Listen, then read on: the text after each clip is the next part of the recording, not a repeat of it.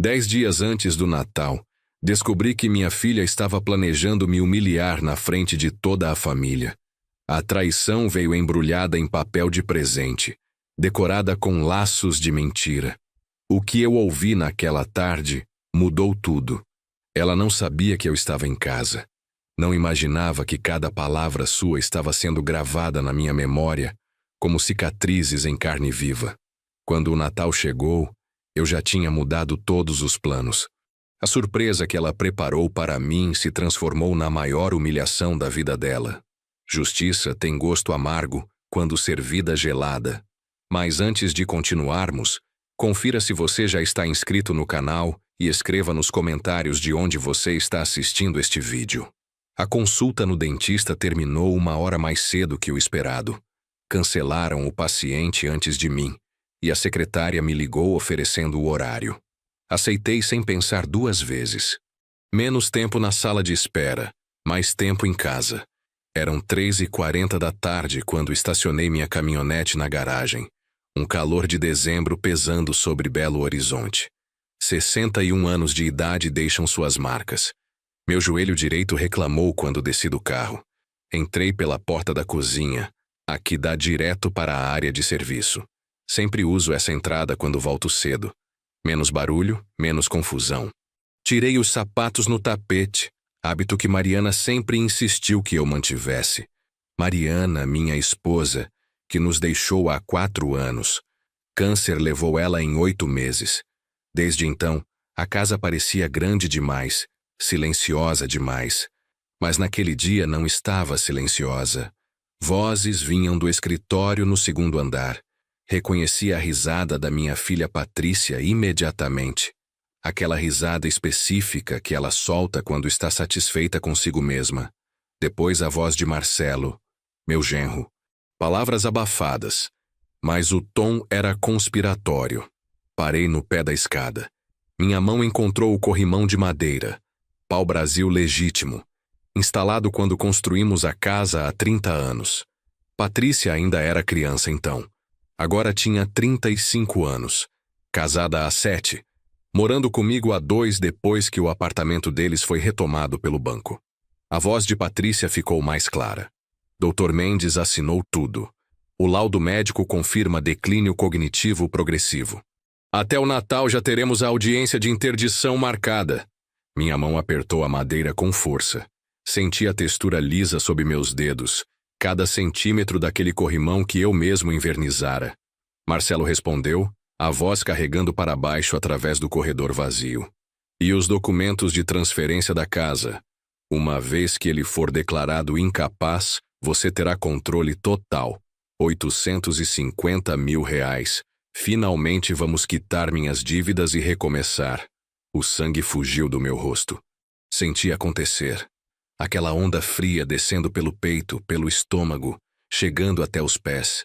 Me apoiei no corrimão, as pernas repentinamente fracas. Patrícia, casual como quem comenta o tempo. O velho não desconfia de nada. Ainda pensa que sou a filha dedicada dele. Mais 2 semanas e esta casa é nossa. Fiquei paralisado. Engenheiro civil de formação, passei 40 anos calculando cargas, analisando estruturas, identificando pontos de falha. Meu cérebro aplicava os mesmos princípios agora. Eles estavam planejando me roubar. A casa que comprei com Mariana, fruto de 30 anos de trabalho duro. A independência que guardei ferozmente depois de 4 anos de viuvez. Minha dignidade. Passos cruzaram o piso de madeira lá em cima. Me movi para trás, silencioso, cada passo medido. Voltei pela cozinha, pela área de serviço, saí pela mesma porta que tinha entrado. Na garagem, sentei dentro da caminhonete com a porta fechada e encarei o volante até minha respiração normalizar. 20 minutos talvez. Podia ter sido 1 hora. Quando finalmente entrei na casa novamente, eles estavam na sala de jantar. Patrícia levantou os olhos do celular e sorriu. Aquele sorriso em que confiei por 35 anos. Pai, como foi o dentista? Fabriquei um sorriso de volta. Tranquilo, só limpeza de rotina. Sentei à mesa. E você, filha? Como foi o trabalho hoje? Ela voltou a atenção para o celular. Ah, Mesma coisa de sempre. Burocracia do escritório de advocacia. Pausou, olhou para mim. Ei, você ainda vai fazer a ceia de Natal aqui em casa, né? Já convidei uns amigos. Balancei a cabeça. Claro, sua mãe sempre adorava receber visitas no Natal. Marcelo me lançou um olhar. Algo passou por trás dos olhos dele. Suspeita, talvez. Culpa. Não tinha certeza. Comi devagar, observando os dois, forçando cada garfada a descer. Naquela noite esperei. A porta do quarto dele se fechou às 10h30. Escutei a casa acomodar. Os rangidos familiares de uma estrutura que conhecia intimamente. À meia-noite me vesti com roupas escuras. Velhos hábitos da época que trabalhei em canteiros de obras perigosos, movendo-me sem ser notado. Fui até a área externa onde ficavam as lixeiras. 3 sacos de lixo. Revirei cada um metodicamente. Restos de comida, cascas de frutas, embalagens. Então, na lixeira de recicláveis, amassados entre caixas de pizza, papéis. Papéis jurídicos. Alisamento eles com minha pequena lanterna de bolso, mãos tremendo apesar dos esforços de controle. Petição de interdição de emergência e curatela. No caso de Roberto Alves Rocha, alegado incapaz. Sentei no chão frio da garagem segurando aquilo, lendo a letra de Patrícia nas margens. Uma frase circulada em caneta vermelha. Requerido demonstra declínio cognitivo significativo e representa perigo para si mesmo. Mentiras. Mentiras clínicas, calculadas. Não sei quanto tempo fiquei ali. Tempo suficiente para minhas pernas adormecerem.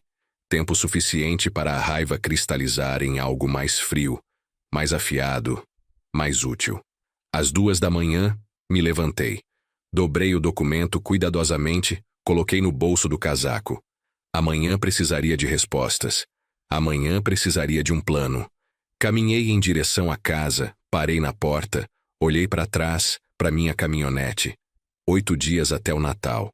8 dias até eles planejarem me destruir. Minha mandíbula se apertou. Abri a porta e entrei. A luz da manhã se infiltrou pelas persianas do quarto, tingindo tudo de dourado acinzentado. Não tinha dormido. Não consegui.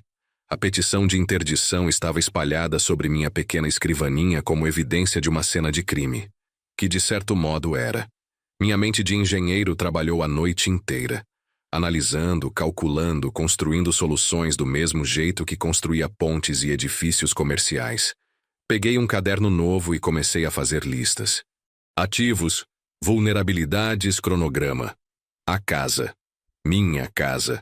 Avaliada em R$850 mil. Patrícia e Marcelo moravam aqui sem pagar aluguel há 2 anos. Fiz as contas automaticamente. R$2.500 de aluguel mensal de mercado vezes 24 meses. R$60 mil que me deviam. Mas não estavam planejando pagar. Estavam planejando tomar tudo. O cofre no meu armário guardava a verdadeira munição. Girei a combinação. Data de aniversário de Mariana. Mesmo depois de 4 anos sem ela. Puxei os documentos. Escritura da casa em meu nome apenas. Extratos bancários. Testamento. Tudo que Patrícia e Marcelo provavelmente já tinham copiado durante os 2 anos de acesso irrestrito. Tiveram tempo de se preparar. Isso era óbvio. Espalhei tudo, cruzando referências com a petição de interdição. Eles tinham laudos médicos de alguma forma obtidos do Dr. Mendes. Provavelmente declarações de testemunhas prontas. Documentos legais preparados com antecedência. Isso não foi impulsivo.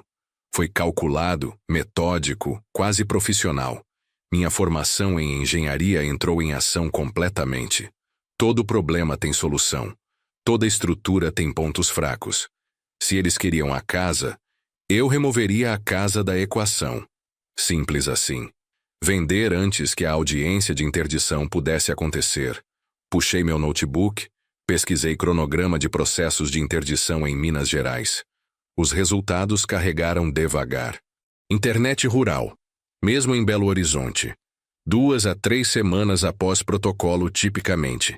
Eles mencionaram o Natal como data-alvo.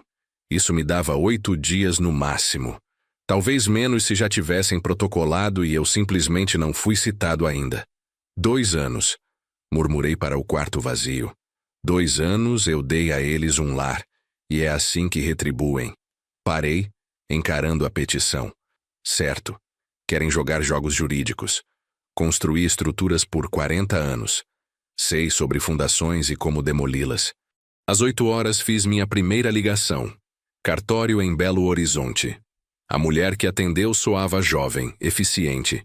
Solicitei uma consulta emergencial para verificar propriedade e revisar meus direitos de venda.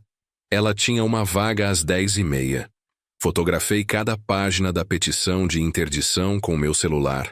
Carreguei para uma pasta criptografada na nuvem que Mariana me ajudou a configurar anos atrás. Então amarrotei o original exatamente como tinha encontrado e devolvi para a lixeira de recicláveis. Eles não podiam saber que descobri o plano. Isso era crítico. No meu bloco de notas, criei uma linha do tempo. Hoje, 16 de dezembro. Até o Natal. 25 de dezembro. 9 dias. Subtraí 1 por margem de segurança. 8 dias para vender uma casa. Insano. Provavelmente impossível. Mas já fiz o impossível antes. Lei de Propriedade de Minas Gerais carregou na minha tela.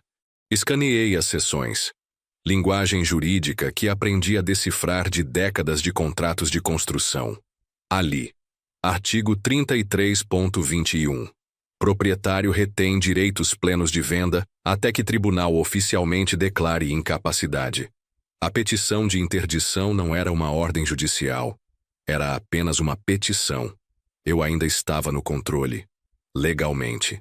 Patrícia e Marcelo emergiram do quarto de hóspedes às 9 horas. Tinha feito café, me posicionado à mesa da cozinha com o jornal aberto diante de mim. A imagem da rotina. Pai, você está bem? Parece cansado. Olhei para Patrícia, deixei meu rosto mostrar fadiga apropriada. Consulta de dentista ontem me deixou cansado. Nada sério. Pausa. Vocês têm planos hoje? Marcelo me observou com olhos estreitados. Tem certeza que está tudo bem? Você parece diferente. Fabriquei um sorriso vazio. Só pensando no Natal. Ceia em família grande. Vai ser memorável. Eles saíram para o trabalho às 9h30. A caminhonete de Marcelo roncando garagem abaixo. Observei pela janela até virarem a esquina. Então peguei meus documentos e parti para o centro. O cartório ocupava um prédio comercial entre uma farmácia e um escritório de contabilidade. Doutora Helena Ramos me recebeu numa pequena sala de reuniões. Profissional num terno cinza, talvez 50 anos. Ela revisou minha escritura com atenção cuidadosa. Senhor Rocha, esta escritura mostra você como único proprietário. Tem direito completo de vender, mas um prazo tão curto. Ela me olhou. Posso perguntar por que a urgência? Escolhi minhas palavras com cuidado. Digamos que descobri que minha situação de moradia está prestes a mudar. Prefiro controlar essa mudança. Sua expressão mudou. Preocupação rompendo a máscara profissional. Se alguém está pressionando o senhor, ninguém está me pressionando. Minha voz saiu mais firme que pretendia. Estou fazendo uma escolha. Pode recomendar um corretor de imóveis que trabalha rápido e discreto? Ela me estudou por um longo momento. Então assentiu devagar. Puxou um cartão de visita da gaveta da mesa. Fernando Silva, melhor corretor de Belo Horizonte para vendas rápidas e discretas. Diga que eu enviei. Peguei o cartão, senti seu peso entre os dedos. Letras em relevo, qualidade. De volta no meu carro, sentei no estacionamento, telefone na mão. 8 dias. Disquei o número. 1 toque, 2 toques. Silva Imóveis, aqui é Fernando. Respirei fundo. Senhor Silva, preciso vender minha casa e preciso que seja feito antes do Natal. Uma pausa. Isso é daqui a 9 dias. Minha voz permaneceu firme. Estou ciente, pode fazer ou não. A voz de Fernando ecoou na minha cabeça. Posso ter 3 compradores sérios até amanhã se o preço estiver certo. Amanhã. A palavra tinha gosto de possibilidade.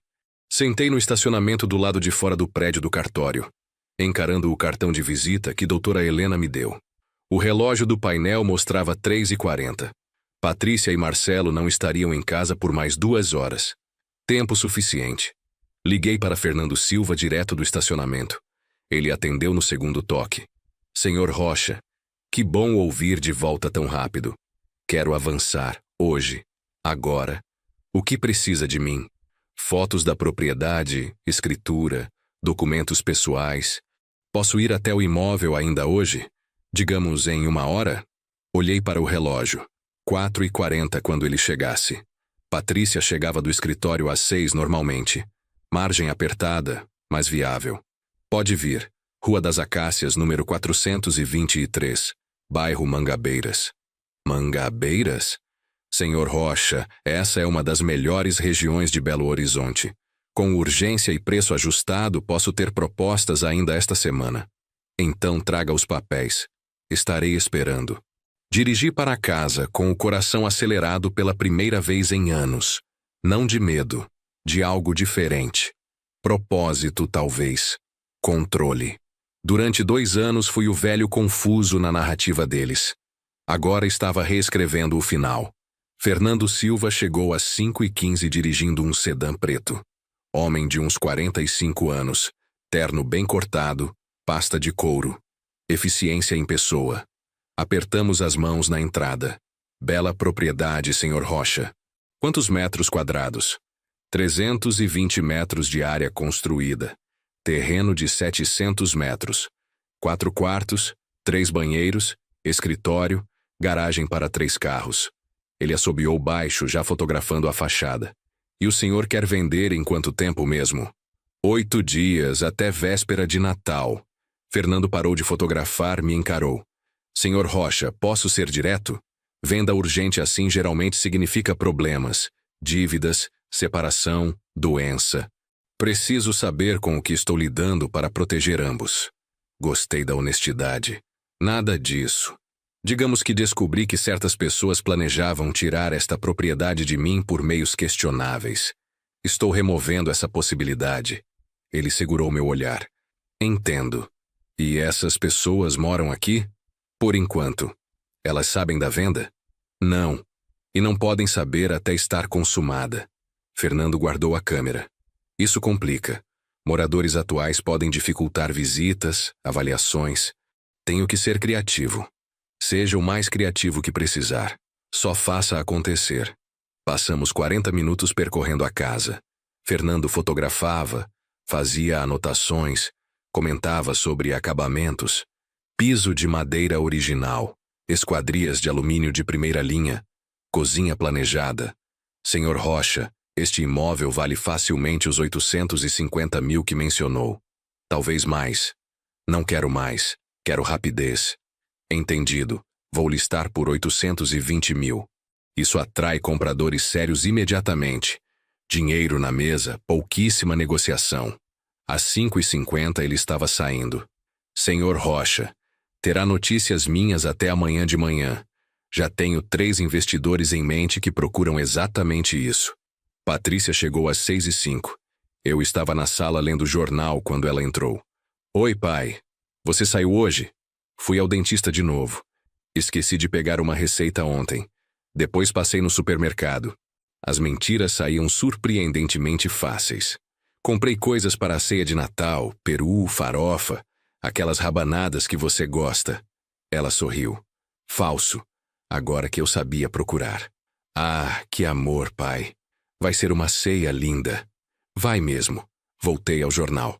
Inesquecível. Naquela noite, deitado no escuro, ouvi vozes abafadas através da parede. Patrícia e Marcelo planejando. Sempre planejando.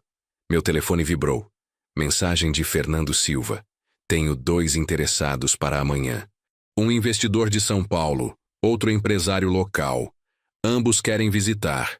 Consegue liberar a casa amanhã às 10 da manhã? Digitei de volta. Consigo. Patrícia sai para o trabalho às 9. Apaguei a mensagem. Apaguei todo o histórico de conversas. Encarei o teto. Amanhã a casa entraria oficialmente no mercado. Amanhã o plano deles começaria a desmoronar. Mas eles não podiam saber. Ainda não. Passos no corredor. Patrícia caminhando até meu quarto, provavelmente checando se minha luz estava apagada. Fechei os olhos. Respirei de forma constante e regular. Os passos pausaram do lado de fora do meu quarto. Então continuaram. Meus olhos se abriram na escuridão. Amanhã. Tudo mudava amanhã. Meu alarme não me acordou. Nunca dormi. A cada hora checava o telefone. Nada de Fernando. Nada de doutora Helena. Nada indicando problemas. Às 7 da manhã, o chuveiro começou a funcionar no banheiro de Patrícia. Rotina matinal normal. O despertador de Marcelo tocando através da parede. Tudo comum. Exceto que hoje estranhos caminhariam por esta casa, inspecionando o que Patrícia achava que herdaria. Me vesti com cuidado. Camisa social, calça de sarja. Nada muito formal, nada suspeito. Apenas um homem com compromissos matinais. Precisava estar fora antes das 10 horas. Na cozinha preparei café da manhã. Torradas, ovos, café. Patrícia desceu às 7h30 já mexendo no celular. Bom dia, pai. Tem planos hoje? Vou almoçar com Henrique Carvalho. Lembra dele? Trabalhamos juntos na construção do Shopping Pampulha. Ela mal olhou para cima. Bom apetite. Às 9h40, encontrei Fernando Silva num café a 3 quarteirões de casa. O avaliador estava com ele. Homem de meia idade com prancheta, aparência profissional. Entreguei minha chave, revisei a lista de verificação da inspeção, assinei autorizações preliminares. O investidor de São Paulo adora o bairro. Fernando disse. Negócio é sólido. Ele está motivado. Ótimo. Observei o avaliador se dirigir à sua caminhonete em direção à minha casa. Mantenha discreto. Sempre. Ao meio-dia, sentei no escritório de Fernando assinando os documentos finais. Contrato de compra e venda. Formulários de divulgação. Autorização de transferência. Demonstrativo de fechamento. R$820 mil. Data de fechamento, 23 de dezembro. 2 dias antes do Natal. Transferência bancária para minha nova conta no Banco do Brasil. Fernando me olhou através da mesa. Senhor Rocha, tem certeza sobre este timing? Completamente certo. Cada assinatura parecia um golpe contra o plano de Patrícia. No Banco do Brasil, a gerente processou os detalhes da minha transferência bancária. Me ajudou a abrir um cofre. Movi meu dinheiro de emergência do cofre antigo no Bradesco. Também depositei algo que criei ontem à noite. Um testamento falso. Digitado na minha velha máquina de escrever. Papel manchado de café. Assinatura deliberadamente trêmula que pratiquei até parecer autêntica. Deixo toda a minha herança, incluindo casa e todos os ativos, para minha amada filha, Patrícia. Datado de 3 anos atrás, colocado de forma proeminente no meu cofre doméstico onde ela encontraria. Deixei ela pensar que já tinha vencido. Esta é uma transferência bem grande, a gerente disse. R$610 mil após as taxas. Tem certeza que quer tudo em conta corrente? Temos opções de investimento. Conta corrente. Preciso de acesso imediato. Encontrei os olhos dela. E preciso que esta conta seja completamente separada das minhas contas anteriores. Extratos para uma caixa postal, não meu endereço residencial. Ela assentiu devagar. Não perguntou por quê. Passei pela minha casa às 2 da tarde. O carro do avaliador estava na garagem. O veículo de Fernando ao lado. Contornei o quarteirão 2 vezes antes de estacionar na rua, esperando. Eles saíram às 2h30. Esperei mais 15 minutos, então fui para casa. Patrícia estava no meu escritório quando entrei, mexendo nas gavetas da minha escrivaninha. Ela pulou quando me ouviu. Ah, pai, não ouvi você chegar. Gesticulou vagamente para a mesa. Esses convites de Natal precisam de selos, e pensei que você guardasse aqui. Vi papéis se moverem ligeiramente. Arquivo de gabinete. Selos? Não, filha. Guardo na cozinha. 3ª gaveta de baixo. Sempre guardei, não lembra? Certo, claro. Rápido demais. Só esqueci. Estava procurando outra coisa? Observei de perto. Você parece nervosa. Risada falsa. Não, só ocupada. Tanto para planejar. Pausa. Ei, você está bem com 10 convidados, talvez 12. Quantos você quiser, filha. Mantive minha voz gentil. Esta celebração é sua também. Ela saiu rapidamente. Ouvi ela na cozinha remexendo gavetas para aparentar. Marcelo chegou em casa às 6. Me encontrou lendo jornal na sala de estar. Roberto, onde você esteve o dia todo? Patrícia disse que sumiu por horas. Compromissos, banco, almoço com Henrique Carvalho. Sabe como é? Conversamos sobre projetos antigos. Virei a página casualmente. Coisa chata. Henrique Carvalho, certo? Vi ele arquivar o nome, provavelmente planejando checar. Que checasse. Henrique era real o suficiente. Aposentado agora, morando em Contagem. Trabalhamos juntos há 30 anos. A mentira tinha verdade suficiente para se sustentar. Depois que foram dormir, fui até meu cofre. Removi meu testamento real. Tudo para a caridade, do jeito que Mariana e eu planejamos. Substituí pelo falso. Coloquei onde Patrícia veria imediatamente se procurasse de novo. O que faria? Tarde daquela noite ouvi a voz dela através da parede, ao telefone.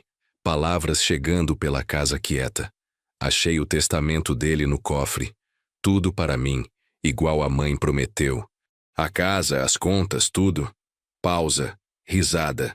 Não, ele não tem noção. Ainda planejando o menu do Peru. Fiquei no corredor escutando. Meu telefone vibrou. Mensagem de Fernando Silva. Fechamento confirmado. Quarta-feira às 2 da tarde. Fundos do comprador já em calção. Isto está acontecendo. Quarta-feira às 2 da tarde. A casa se tornaria de outra pessoa. Quarta-feira às 2 da tarde. O plano de Patrícia morria. Mas esta noite ela estava comemorando sua inevitável vitória. Digitei de volta. Até quarta-feira. Apaguei, caminhei em direção ao meu quarto. Passei pela porta de Patrícia. A voz dela de novo. Na sexta-feira teremos ele declarado incapaz. O advogado disse que é formalidade. Minha mão se apertou na maçaneta. Sexta-feira. Eles estavam movendo mais rápido do que pensei. Entrei no meu quarto, fechei a porta silenciosamente. Amanhã era domingo. Segunda-feira, preparação para o Natal. Terça-feira, detalhes de última hora. Quarta-feira. Quarta-feira, mudava tudo. Domingo amanheceu com o céu nublado, típico de dezembro em Belo Horizonte. Patrícia e Marcelo saíram às 10 para visitar a família dele em Nova Lima. Voltamos à tarde, pai. Quer que tragamos alguma coisa? Não precisa. Vou ficar aqui planejando a ceia. Acenei da varanda enquanto a caminhonete de Marcelo descia a rua. Assim que sumiram da vista, voltei para dentro. Direto para o escritório. Abri meu notebook, comecei a documentar tudo sistematicamente. Cada conversa que ouvi, cada documento que encontrei, cada mentira que descobri, construindo um arquivo detalhado do que Patrícia e Marcelo planejavam. Se viessem com acusações depois da venda, eu teria evidências prontas. Digitei por 3 horas sem parar. Datas exatas. Transcrições de conversas que gravei mentalmente. Fotografias da petição de interdição. Screenshots de mensagens de Fernando confirmando a venda. Tudo organizado cronologicamente, como um relatório de engenharia. Causa e efeito. Ação e reação. Salvei tudo em 3 lugares diferentes. Pendrive no meu bolso. Pasta criptografada na nuvem. Cópia impressa no cofre do banco. Patrícia não destruiria esta documentação. Não havia como. Segunda-feira chegou fria. Temperatura caiu para 18 graus, incomum para Belo Horizonte em dezembro. Patrícia passou o dia inteiro decorando a casa para o Natal. Luzes na fachada, árvore na sala, guirlanda na porta. Cada enfeite uma ironia, cada laço uma mentira embrulhada. Está ficando lindo, filha. Observei ela pendurando bolas vermelhas na árvore. Sua mãe ficaria orgulhosa. Ela sorriu, genuíno por um segundo, antes da máscara voltar. Obrigada, pai. Quero que seja especial. Vai ser. Deixei as palavras pairarem. Inesquecível. Marcelo chegou à noite carregando caixas. Comida para a ceia. Peru de 12 quilos. Ingredientes para farofa. Castanhas. Frutas cristalizadas. Empilhou tudo na cozinha. Roberto, tem certeza que quer cozinhar tudo isso? Posso contratar um buffet. Não precisa. Sempre fiz a ceia. Tradição de família. Examinei as caixas. Vai dar tudo certo. Terça-feira amanheceu com sol forte. 22 de dezembro. Um dia antes do fechamento, um dia antes de tudo mudar, Patrícia saiu cedo para o escritório. Pai, preciso resolver umas coisas antes do feriado, volto à tarde. Marcelo ficou em casa trabalhando no notebook na sala. Eu podia sentir os olhos dele me seguindo enquanto eu me movia pela casa. Desconfiança crescendo. Mas não podia provar nada. Ainda não. Fui até o quarto, fechei a porta, liguei para Fernando Silva. Como está tudo? Perfeito, comprador já assinou. Fundos confirmados em conta calção. Amanhã às 2 da tarde no cartório da Rua Bahia. Tudo pronto. E depois do fechamento? Transferência bancária imediata para sua conta no Banco do Brasil. Comprador toma posse em 48 horas. Dia 25 de dezembro. Dia de Natal. Quando Patrícia esperava fazer sua grande revelação, a casa já seria de outra pessoa. Perfeito. Desliguei. Olhei ao redor do meu quarto. 30 anos de memórias nestas paredes. Mariana escolhendo as cortinas. Patrícia brincando no chão quando criança. Aniversários, natais, momentos de família que pensei serem reais. Comecei a separar o que levaria. Roupas essenciais, documentos importantes, fotos de Mariana. Tudo que tinha valor sentimental cabendo em 2 malas. O resto era só mobília, objetos, coisas que Patrícia queria transformar em dinheiro. Às 3 da tarde, Patrícia voltou. Entrou direto no meu escritório. Ouvi ela abrindo gavetas, procurando. 10 minutos depois, saiu. Rosto satisfeito. Ela tinha visto o testamento falso de novo, confirmando que tudo estava como planejado. Naquela noite, jantamos juntos pela última vez. Eu sabia disso, eles não. Patrícia falava animada sobre a ceia. Quantas pessoas viriam? Como seria maravilhoso. Marcelo apenas comia em silêncio, me observando. Pai, você tem certeza que está se sentindo bem? Patrícia inclinou a cabeça. Você está quieto. Só cansado, filha, idade chegando. Sorri de forma vaga. Mas estou animado para amanhã. Amanhã é só véspera. O Natal é quinta-feira. É verdade. Mastiguei devagar. Me confundi. Véspera de Natal amanhã. Como o tempo voa. Vi eles trocarem olhares. Aquele olhar de, viu, está começando. Deixei eles pensarem o que quisessem. Amanhã saberiam a verdade. Depois que foram dormir, preparei tudo. Malas prontas no armário. Documentos importantes numa pasta. Chaves extras da caminhonete. Estava deixando esta casa, mas nos meus termos. No meu timing. Com minha dignidade intacta. Coloquei um envelope no fundo da gaveta da minha escrivaninha. O mesmo lugar onde Patrícia tinha procurado. Dentro, uma carta que passei 2 horas escrevendo.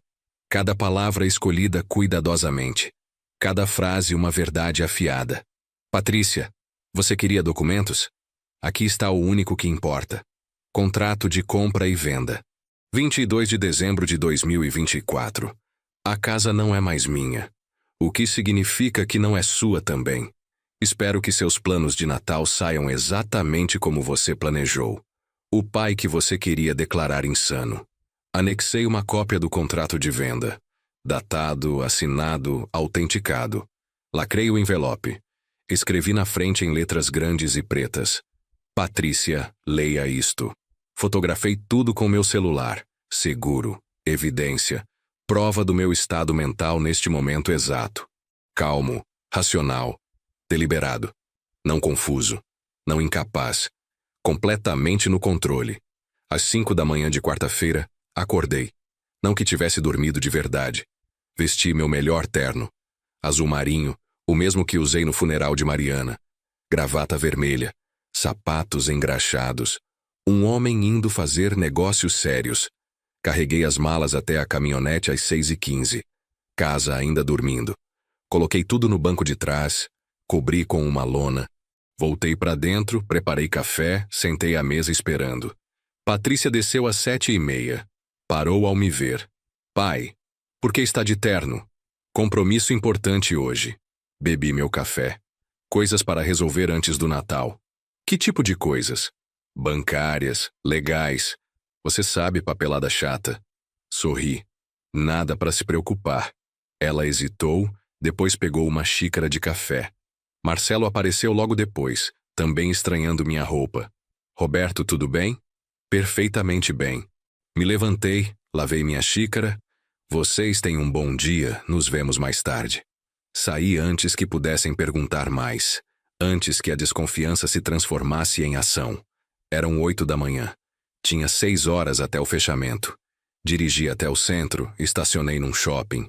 Sentei num café, pedi um pão de queijo e mais café.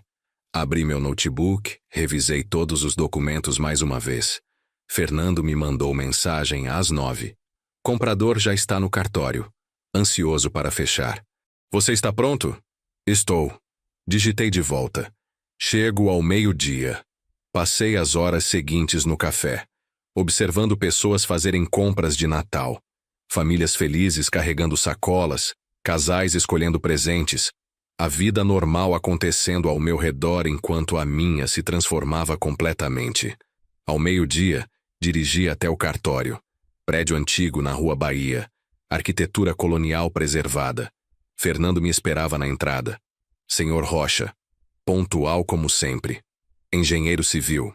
Pontualidade é requisito. Apertei sua mão. Vamos fazer isso.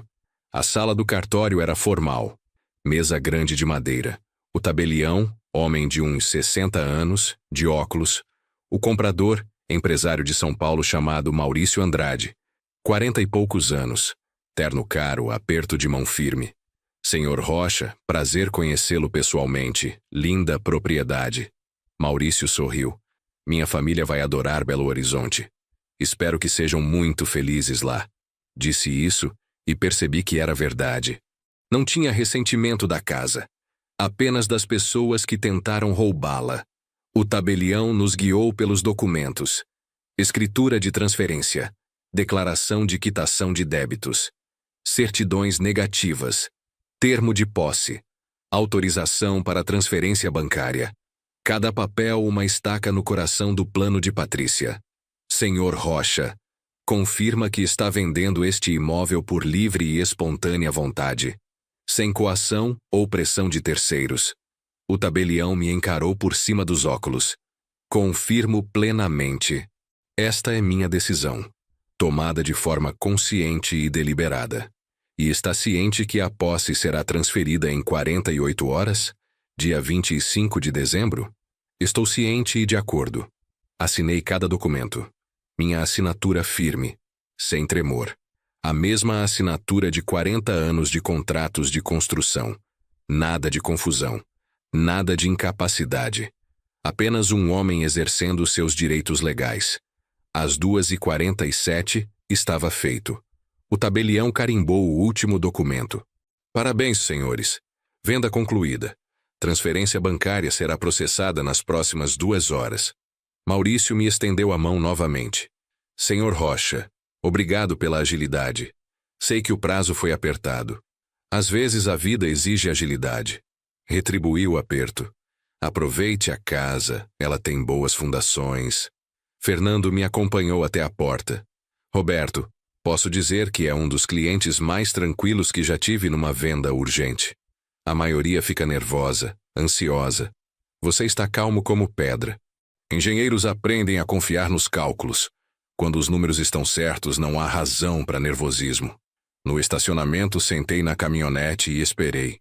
Às 4h53, meu celular apitou. Notificação do Banco do Brasil. Depósito recebido, R$610 mil. Encarei os números na tela. 40 anos de trabalho convertidos em dígitos eletrônicos. Mas eram meus dígitos. Meu dinheiro. Minha vida recuperada. Liguei para Fernando. Dinheiro caiu. Obrigado por tudo. Foi um prazer, Roberto. E posso dizer, o timing foi perfeito. Seu advogado deve estar orgulhoso da estratégia. Sorri. Não tenho advogado. Só um velho engenheiro que sabe quando uma estrutura está comprometida. Desliguei. Liguei a caminhonete. Não voltei para casa. Não voltaria nunca mais. Dirigi até um hotel que tinha reservado na semana anterior. Hotel Mercure, no bairro Lourdes. Discreto, confortável, anônimo. O recepcionista nem piscou quando fiz check-in. Senhor Rocha, quarto 203. Quantas diárias? Indefinidas, vou pagar conforme for ficando. Sem problemas. Aproveite sua estadia. O quarto era simples. Cama, escrivaninha, banheiro, janela com vista para o bairro. Nada especial. Mas era meu. Comprado com meu dinheiro, sem mentiras, sem traição, apenas paz. Deitei na cama, ainda de terno, e olhei para o teto. Pela primeira vez em semanas, senti meus músculos relaxarem. A tensão que carregava desde 16 de dezembro, desde que ouvi Patrícia me chamar de "o velho", finalmente começou a soltar. Meu celular tocou às 6 da tarde. Número desconhecido. Não atendi. Tocou de novo. Não atendi. Mensagem de voz. Escutei. Patrícia. Voz tensa, forçadamente casual. Pai, onde você está? Está tarde. Pensei que estivesse voltando para casa. Me liga, por favor. Apaguei. Bloqueei o número. Às 7. Outro número desconhecido. Mensagem de voz de Marcelo. Roberto, precisamos saber onde você está. Patrícia está preocupada. Isso não é engraçado. Apaguei. Bloqueei. Às 8, terceiro número. Patrícia de novo. Voz diferente agora. Pânico infiltrando. Pai, por favor, atenda. Estou ficando preocupada de verdade. Só me diga que está bem. Ouvi a mentira na preocupação dela. Não estava preocupada comigo. Estava preocupada com o plano, com o controle, com o dinheiro escapando. Não respondi. Desliguei o telefone completamente. Pedi comida do serviço de quarto. Sanduíche, batatas fritas, refrigerante. Comida simples que não precisava compartilhar, que não vinha com conversas falsas ou sorrisos mentirosos. Enquanto comia, imaginei a cena na casa. Patrícia e Marcelo percebendo que eu não voltaria. Procurando pistas, checando meu quarto, descobrindo as malas sumidas. O pânico começando a crescer. Ainda não sabiam sobre a venda, mas sabiam que algo estava errado. Dormi pela primeira vez em semanas. Sono profundo, sem sonhos. Acordei às 6 da manhã de quinta-feira, 24 de dezembro, véspera de Natal. O dia em que Patrícia esperava fazer sua grande jogada. Liguei meu celular. 17 chamadas perdidas. 23 mensagens de voz. Todas de números diferentes. Patrícia tentando alcançar. Marcelo tentando alcançar. Desespero aumentando com cada tentativa. Ouvi a última mensagem. Patrícia. Voz destruída. Lágrimas evidentes. Pai, por favor. Onde você está? Encontrei algo na sua escrivaninha. Um envelope. Não entendo. Isso não pode estar certo. A casa? Você vendeu? Como? Por quê? Os convidados chegam às 4. Precisamos conversar. Por favor, pai, por favor. Olhei para o telefone. Ela tinha encontrado o envelope. Lido o contrato. O mundo dela acabou de desmoronar. Senti nada. Vazio onde deveria haver satisfação. Ou talvez alívio. O alívio era a ausência de dor. Às 9 da manhã, caminhei pelas ruas de Belo Horizonte. Lojas decoradas para o Natal. Músicas natalinas tocando. Pessoas correndo para últimas compras. Festas acontecendo em todos os lugares. Famílias se reunindo. E eu, andando sozinho, livre. Comprei café num pequeno padaria. O dono me reconheceu, cliente antigo. Seu Rocha, Feliz Natal. Vai fazer a ceia tradicional? Não este ano, Joaquim. Mudança de planos. Ah, entendo. Família é complicado às vezes, né? Às vezes a melhor família é nenhuma família. Ele riu, pensando que eu estava brincando. Não estava. Voltei para o hotel ao meio-dia. Na recepção, o gerente me chamou. Senhor Rocha, uma mulher esteve aqui procurando o senhor. Disse ser sua filha. Muito aflita. Não confirmei se estava hospedado, claro. Protocolo de privacidade. Obrigado por respeitar minha privacidade. Se ela voltar, por favor, não confirme nada. Não quero contato. Entendido, senhor. No quarto, liguei meu notebook. Entrei na minha conta bancária. 610 mil reais. Mais que suficiente para recomeçar. Comecei a pesquisar apartamentos para alugar. Algo pequeno, funcional. Em outra região da cidade. Longe de Mangabeiras, longe de memórias, longe de Patrícia. Meu telefone vibrou. Mensagem de Fernando Silva. Roberto, feliz véspera de Natal.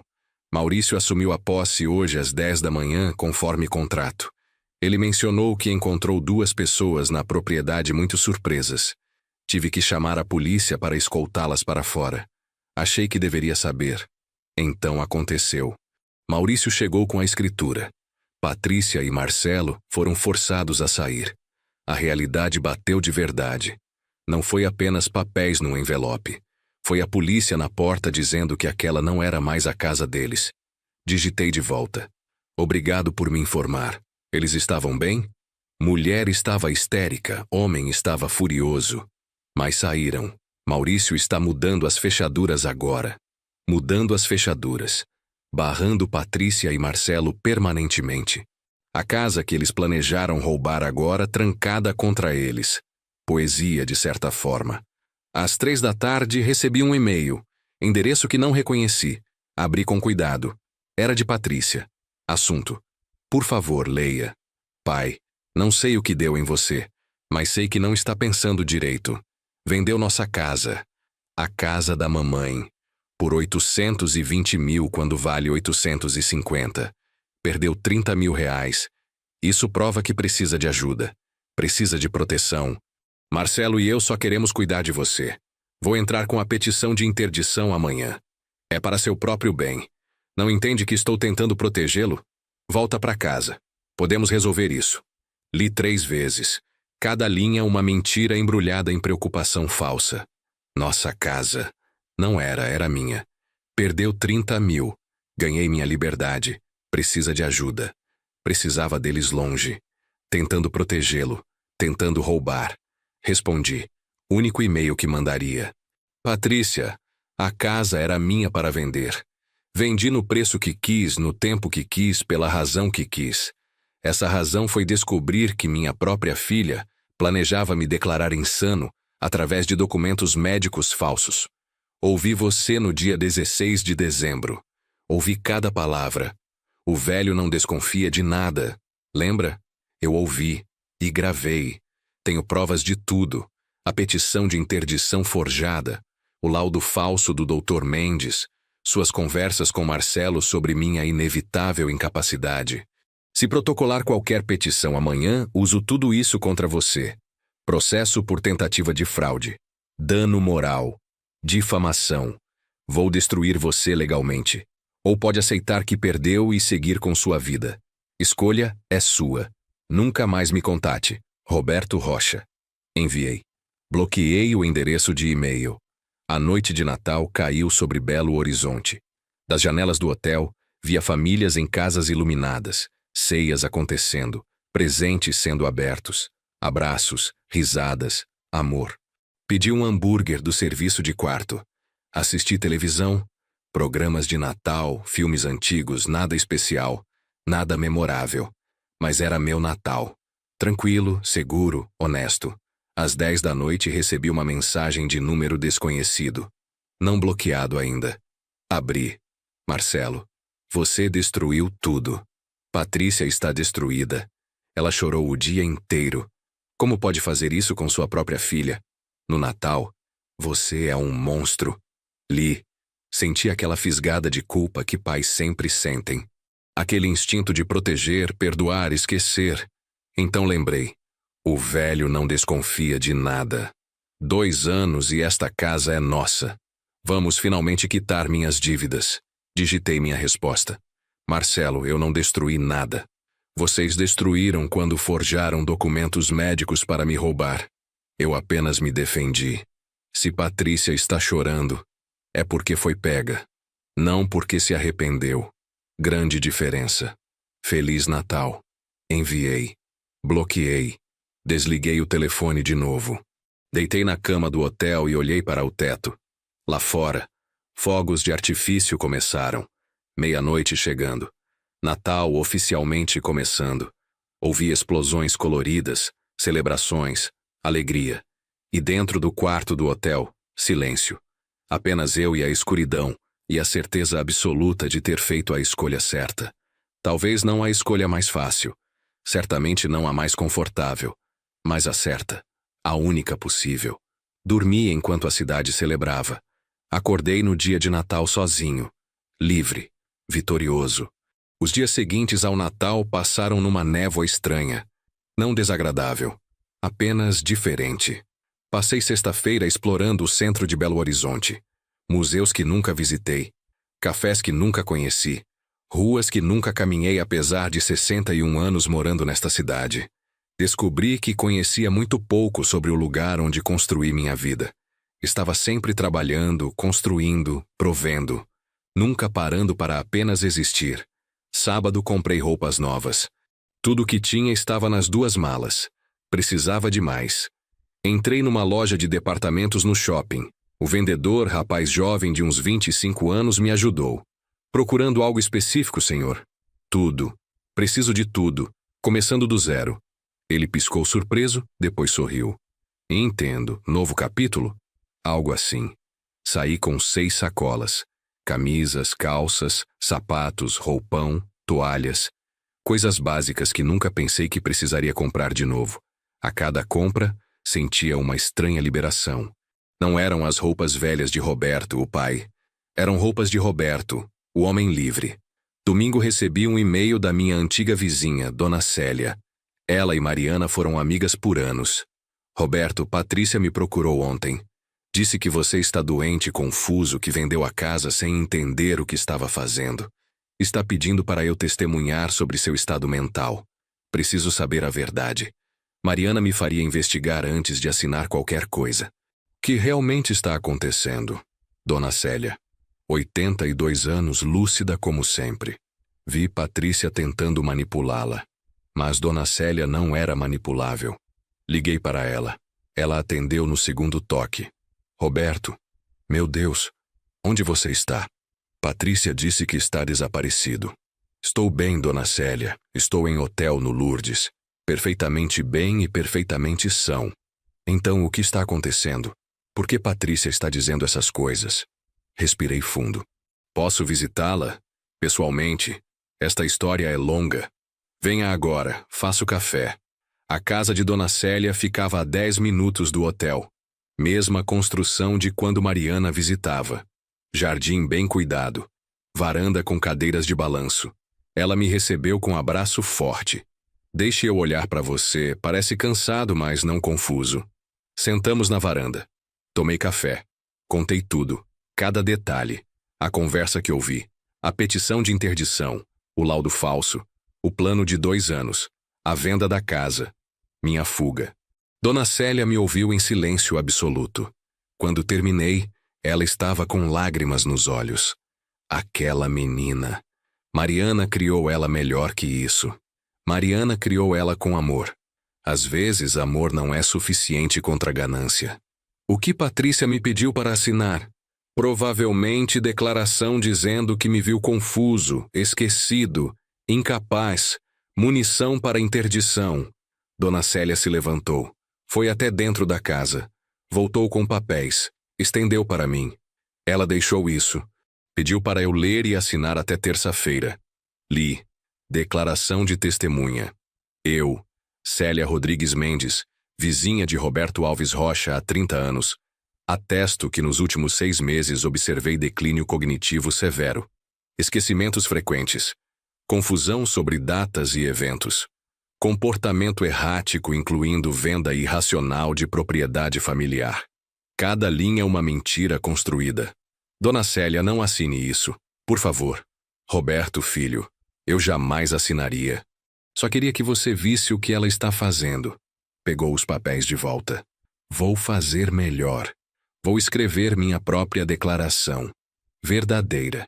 Dizendo que você está perfeitamente são. Que Patrícia está mentindo. Quer que eu faça isso? Senti emoção apertar minha garganta. Faria isso por mim? Mariana era minha amiga. Você é meu amigo. Não vou deixar Patrícia destruir você com mentiras. Segunda-feira, Dona Célia levou sua declaração autenticada em cartório. 2 páginas descrevendo minha lucidez completa. Meu comportamento normal. Minha capacidade de tomar decisões racionais, assinada, datada, carimbada, munição para minha defesa. Obrigado, Dona Célia. Isso significa mais do que imagina. Ela apertou minha mão. Roberto, Você tem que processar ela, não pode deixar passar. Estou pensando nisso. Não pense. Faça. Mariana não deixaria passar. E você não deveria também. Terça-feira, 29 de dezembro, acordei com propósito renovado. Dona Célia tinha razão. Não era suficiente fugir. Não era suficiente me defender. Precisava contra-atacar. Encontrei um escritório de advocacia no centro. Doutora Renata Campos, especializada em direito de família e fraudes. Recebi recomendação dela através de pesquisa online. Avaliações excelentes. Reputação de ser implacável. Seu escritório ocupava o 10º andar de um edifício empresarial. Decoração moderna, eficiente. Ela me recebeu pessoalmente. Mulher de uns 45 anos, terno preto, olhos inteligentes. Senhor Rocha, li seu resumo por e-mail. Tentativa de interdição fraudulenta através de laudos médicos falsos. Está preparado para ir até o fim contra sua filha? Completamente preparado. Espalhei tudo sobre a mesa dela. Fotografias da petição de interdição original. Prints das minhas conversas gravadas. Cópia do contrato de venda provando minha capacidade. Declaração de Dona Célia. Extratos bancários mostrando gestão financeira perfeita. Renata revisou tudo metodicamente. 40 minutos de silêncio enquanto ela lia, fazia anotações, construía estratégia. Finalmente olhou para cima. Senhor Rocha, isso não é apenas defesa. Isso é caso criminal. Falsificação de documento público. Tentativa de estelionato. Sua filha pode ir presa. Engoli seco. Presa. Laudos médicos falsos assinados por médico que nunca o examinou? Isso é crime. Artigo 299 do Código Penal. Falsidade ideológica. 1 a 5 anos de prisão. Fiquei em silêncio. Parte de mim, pequena parte que ainda era pai, hesitou. Prender minha própria filha? Mas então lembrei. O velho não desconfia de nada. Lembrei do plano de me trancar, me declarar insano, me roubar tudo. O que você recomenda? 2 frentes. Civil e criminal. Civilmente, processo por danos morais. R$50 mil mínimo. Criminalmente, denúncia ao Ministério Público. Deixo eles decidirem se processam ou não. E defesa? Se ela protocolar a interdição mesmo assim, com essas evidências, juiz vai rir e jogar fora. Mas para garantir, fazemos você passar por avaliação psiquiátrica independente. 3 médicos diferentes. Laudos provando sanidade mental perfeita. Interdição se torna impossível. Quanto tempo tudo isso leva? Processo civil, 6 meses a 1 ano. Criminal depende do MP, mais 2 anos talvez. Você está preparado para essa batalha longa? Olhei pela janela do escritório. Vista para o centro de Belo Horizonte. Prédios, movimento, vida acontecendo. Minha vida, finalmente minha de novo. Estou preparado. Vamos até o fim. Assinamos contrato naquele dia. Renata como minha advogada. Honorários de R$10 mil adiantados, mais porcentagem de qualquer valor recuperado. Dinheiro bem investido. Saí do escritório dela às 4 da tarde sentindo peso diferente. Não o peso de segredos e traição. O peso de ação, de luta justa, de justiça buscada ativamente. Meu telefone tocou. Número desconhecido de novo. Desta vez atendi. Alô? Senhor Rocha? Aqui é doutora Mendes. Doutora, não doutor. Cristina Mendes, clínica médica no bairro Savassi. Recebi uma ligação estranha hoje. Uma mulher chamada Patrícia Thompson, pedindo cópia de laudos médicos seus. Disse ser sua filha. Mas não tenho nenhum paciente chamado Roberto Rocha. Achei suspeito e decidi ligar para os Rochas na lista telefônica até encontrar o certo. Meu coração acelerou. Doutora Mendes, obrigado por ligar. Patrícia é minha filha. Ela está tentando criar documentação falsa para me interditar. Você seria a doutora Mendes que supostamente assinou laudos falsos? Aparentemente. Senhor Rocha, isso é sério. Uso indevido de meu nome e CRM. Posso processar por isso, mas queria alertá-lo primeiro. Doutora, posso colocá-la em contato com minha advogada? Seu testemunho seria valioso. Claro. Passe o contato. E, senhor Rocha, Lamento que sua filha esteja fazendo isso. Nenhum pai merece. Obrigado, doutora. Significa muito. Passei o contato de Renata imediatamente. Mais uma peça se encaixando. Patrícia não apenas forjou documentos. Usou o nome de uma médica real sem permissão. Mais um crime. Mais munição. Quarta-feira, 30 de dezembro, comecei as avaliações psiquiátricas. Primeira com o Dr. Paulo Mendonça. Clínica particular no bairro Serra. Consultório elegante, atmosfera calma. Senhor Rocha, vou fazer uma série de perguntas e testes. Relaxe e responda honestamente. 3 horas de avaliação. Testes de memória. Raciocínio lógico. Orientação temporal e espacial. Perguntas sobre minha história. Meu trabalho. Minha vida. No final, Dr. Mendonça fez anotações. Senhor Rocha, sua cognição está perfeita. Memória excelente para sua idade. Raciocínio claro. Capacidade de julgamento intacta. Laudo estará pronto em 48 horas. Quinta-feira, véspera de Ano Novo, segunda avaliação. Doutora Fernanda Costa.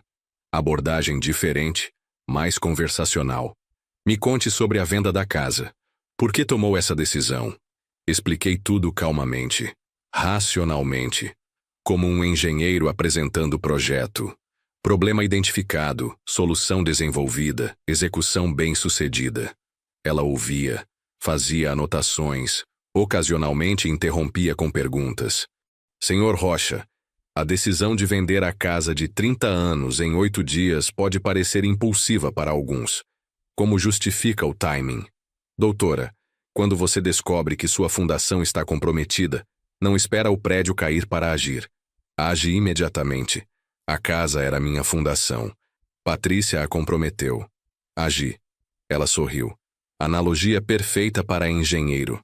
Senhor Rocha, não vejo nenhum sinal de comprometimento cognitivo. Vejo um homem que foi traído e respondeu estrategicamente. Laudo confirmará isso. À noite, assisti fogos de Ano Novo da janela do hotel. Belo Horizonte iluminada. Celebrações em toda parte. Pessoas brindando, abraçando, fazendo resoluções. Minha resolução era simples. Terminar o que comecei.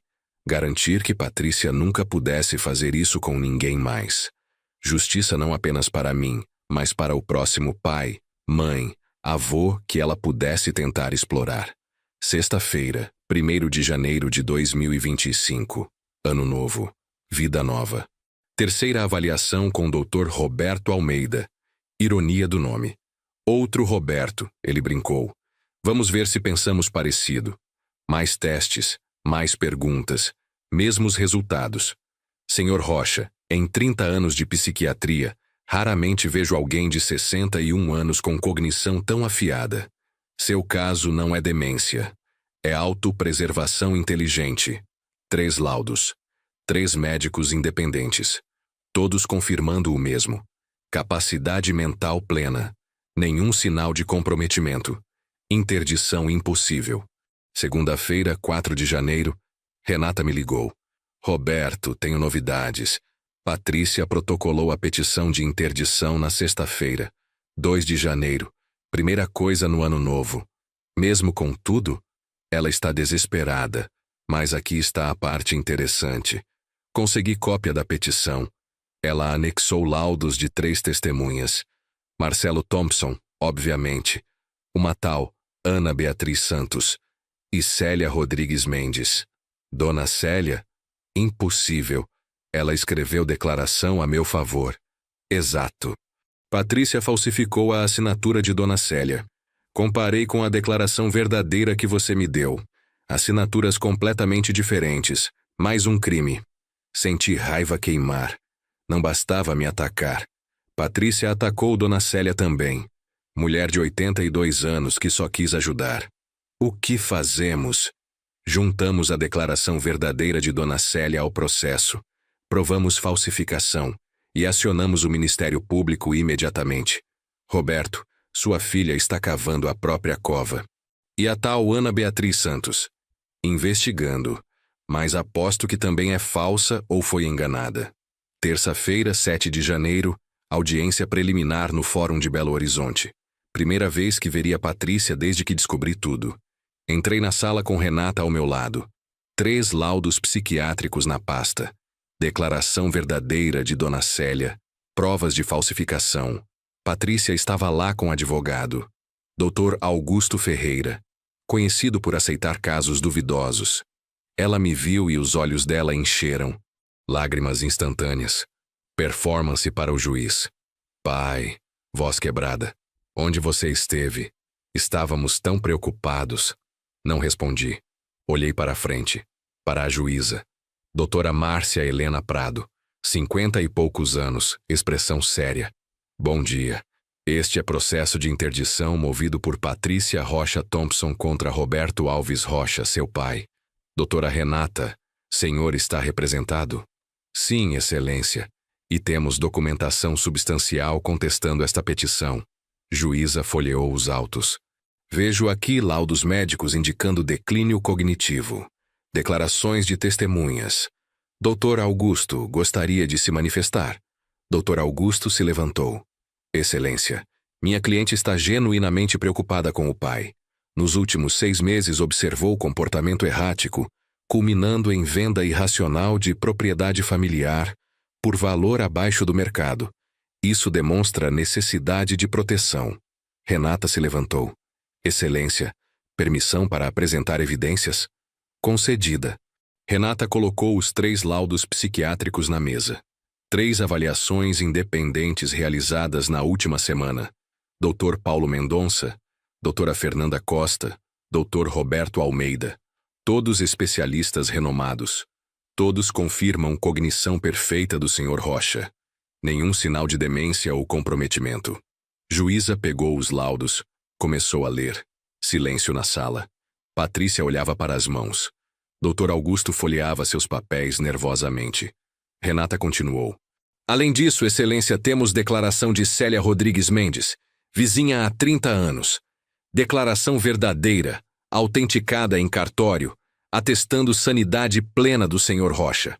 Mas a petição também tem declaração de Célia Mendes. Juíza observou. Sim, excelência. Declaração falsa, assinatura falsificada. Renata colocou as 2 declarações lado a lado. Perícia grafotécnica confirmará, mas é visível a olho nu. Assinaturas completamente diferentes. Juíza comparou. Franze Ju atesta. Olhou para Patrícia. Senhora Thompson tem explicação para isso? Patrícia abriu a boca. Fechou. Lágrimas escorrendo agora. Eu não... Dona Célia disse que assinaria, mas não assinou. Assinou? Juíza, voz cortante. Então alguém falsificou. Quem? Dr. Augusto interveio. Excelência, pode ter sido mal entendido. Minha cliente está emocionalmente abalada. Dr. Augusto, falsificação de documento é crime. Não é mal entendido. Juíza voltou para Renata. Mais alguma coisa? Sim, excelência. O laudo médico da petição, assinado por Dr. Mendes do Hospital São Lucas. Contatamos todos os médicos com esse nome em Belo Horizonte. Nenhum examinou o Sr. Rocha. Na verdade, a doutora Cristina Mendes confirmou que seu nome foi usado indevidamente. Ela está disposta a testemunhar. A sala ficou pesada. Juíza colocou os papéis na mesa com força. Senhora Thompson, está me dizendo que apresentou laudo médico falso e declaração de testemunha falsificada em processo judicial? Patrícia soluçou. Não respondeu.